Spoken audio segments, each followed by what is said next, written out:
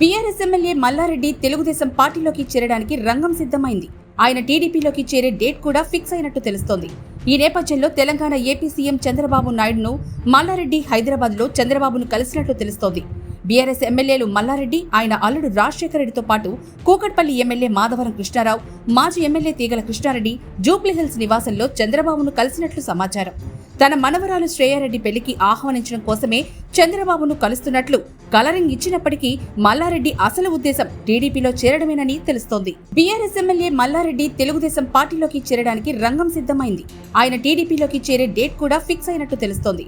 ఈ నేపథ్యంలో Telangana AP CM Chandrababu నాయుడును Mallareddy Hyderabad లో చంద్రబాబును కలిసినట్లు తెలుస్తోంది. బీఆర్ఎస్ ఎమ్మెల్యేలు మల్లారెడ్డి, ఆయన అల్లుడు రాజశేఖర రెడ్డితో పాటు కూకట్పల్లి ఎమ్మెల్యే మాధవరం కృష్ణారావు, మాజీ ఎమ్మెల్యే తీగల కృష్ణారెడ్డి జూబ్లీహిల్స్ నివాసంలో చంద్రబాబును కలిసినట్లు సమాచారం. తన మనవరాలు శ్రేయారెడ్డి పెళ్లికి ఆహ్వానించడం కోసమే చంద్రబాబును కలుస్తున్నట్లు కలరింగ్ ఇచ్చినప్పటికీ మల్లారెడ్డి అసలు ఉద్దేశం టీడీపీలో చేరడమేనని తెలుస్తోంది.